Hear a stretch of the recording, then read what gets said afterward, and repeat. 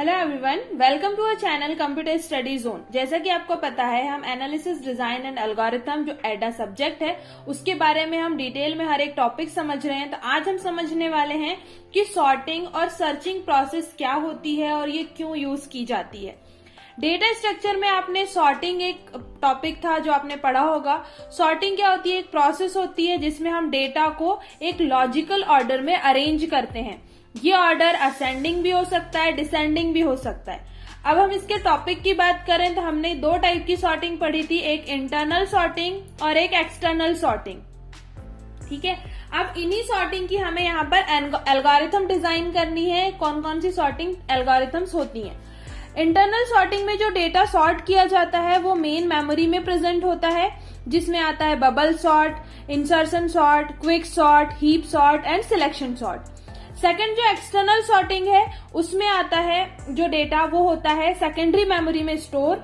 ठीक है, क्योंकि जो डेटा होता है वो इतना ज्यादा, इसकी स्टोरेज कैपेसिटी इतनी ज्यादा होती है कि उसे हम मेन मेमोरी में नहीं स्टोर कर सकते हैं, इसलिए उसे हम एक्सटर्नल मेमोरी में जो होती है सेकेंडरी मेमोरी उसमें हम उसे स्टोर करते हैं। और इसमें एक्सटर्नल सॉर्टिंग में एक ही टाइप आता है, वो आता है मर्ज सॉर्ट।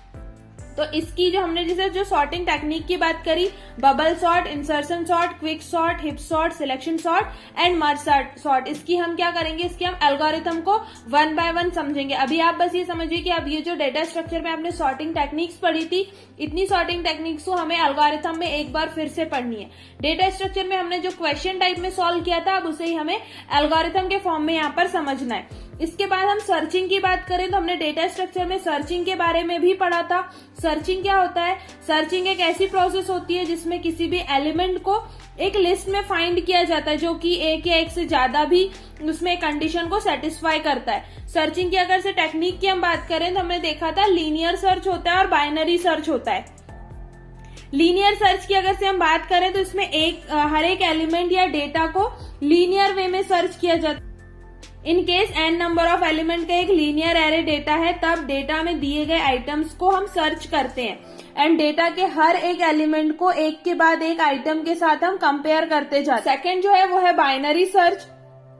जब हम डेटा स्ट्रक्चर का जब साइज जो होता है वो बहुत ज्यादा साइज का या बड़े साइज का जब डेटा होता है, उस टाइम पर हम लीनियर सर्च में हम बहुत ज्यादा टाइम लग जाता है, तो टाइम को हमें कम करना है, इसलिए हम बाइनरी सर्च का यूज करते हैं। ठीक है, बाइनरी सर्च में क्या किया जाता है, जो सर्चिंग होती है वो एल्गोरिथम क्या हो जाती है, थोड़ी सी फास्ट एल्गोरिथम इसमें यूज होती है। इसी के लिए हम इसमें क्या देखते हैं, इसकी कॉम्प्लेक्सिटी चेक करते हैं। ठीक है, साथ ही आप जो बाइनरी सर्च है वो ओनली उसी लिस्ट में अप्लाई कर सकते हैं जो कि स्टोर होती है। जो लिस्ट स्टोर नहीं होती उसे बाइनरी सर्च अप्लाई नहीं किया जाता। और सर्चिंग जो डेटा स्ट्रक्चर में पढ़ा था, सेम वही के वही टॉपिक हमें फिर से एनालिसिस एंड डिजाइन एल्गोरिथम में पढ़ने हैं। तो आप एक बार कोशिश करें कि अपने डेटा स्ट्रक्चर वाले जो कॉन्सेप्ट है उसे एक बार रिवाइज कर लें, जिससे जब हम यहाँ पर हम जब एल्गोरिथम उसकी समझें तो आपके वो कॉन्सेप्ट आप रिलेट कर पाओ, एल्गोरिथम को अपने क्वेश्चन से रिलेट कर पाओ, जिससे आप टॉपिक को अच्छे से अंडरस्टैंड कर पाओगे। ये सारे टॉपिक आपके यूनिवर्सिटी एग्जाम के लिए, साथ ही साथ इंटरव्यू प्रिपरेशन के लिए भी इम्पोर्टेंट है। वहां पर भी आपसे एल्गोरिथम पूछा जाता है, सर्चिंग और सॉर्टिंग एल्गोरिथम के बारे में पूछा जाता है, तो आप उसके लिए भी प्रिपेयर कर सकते हैं। और आप ये कोशिश करें कि आप इन सारे जो हम टॉपिक यहाँ पे पढ़ रहे हैं इनके आप नोट्स मेंटेन करें, जिससे आपको इन फ्यूचर आप जो भी प्रिपरेशन करेंगे उसमें आपको हेल्प होगी। Thank you.